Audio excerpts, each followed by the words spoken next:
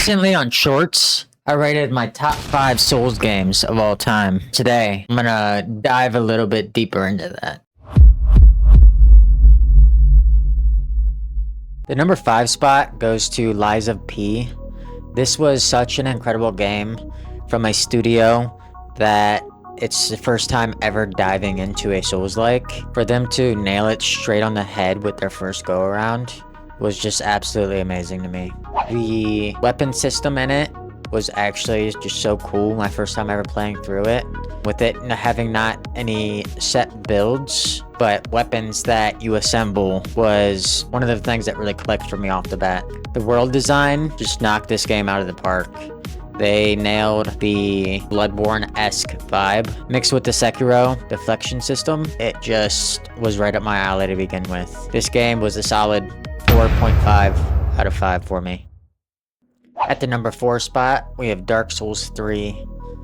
This game is a little bit complicated for me because I played it right before I played Elden Ring and directly after Sekiro, so it has a lot to hold up to. But this game is very strong in its own aspect. The things I really did like about it was the boss fights. They are absolutely legendary. From the Abyss Watchers to Slave Knight Gale, I struggled with some of these fights. The fast-paced combat, the intricate level design, and the PvP is what stands out for this game for me. Some people may have this a little bit higher on their list, but I think in the order I played the games in is why this lands there for me. Dark Souls 3 is a solid 4 out of 5. At our number 3 spot, we have Bloodborne. Where do I start?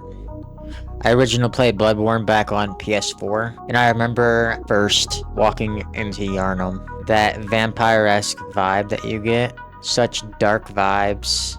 What a vibe. Down to the trick weapons, the fast, aggressive combat, and their new take on their parry system. This game was just absolutely amazing. This game was pretty punishing to me at first. It took me a while to get the combat down, as I believe this was my first Souls game. Bloodborne is a solid 4 out of 5.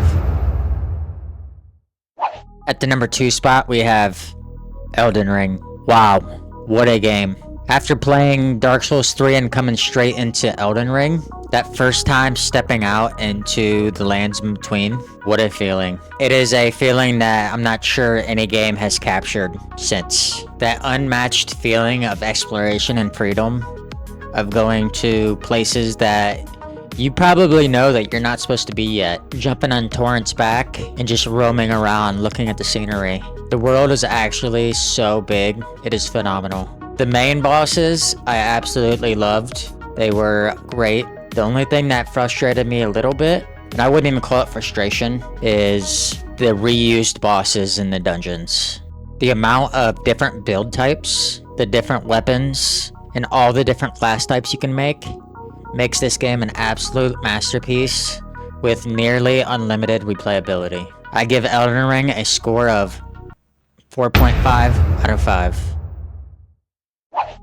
At the number 1 spot, last but certainly not least, we have Sekiro. Wow. This has to be one of the most punishing games I've ever played. It is decently hard to learn, but very hard to master. FromSoft brought their new parry system into this game and absolutely killed it with it. The feeling of those two swords dinking together during a sword fight is just magic to someone's ears. With this being a more linear game, you don't get that crazy feeling of exploration, but it is definitely still there. The boss fights feel absolutely insane in this game, especially the first time you get to the ape. If you know, you know.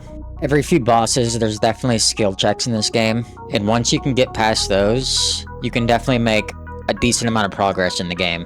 But I definitely got stuck a few times, especially on Genichiro. That dude was actually insane. F him.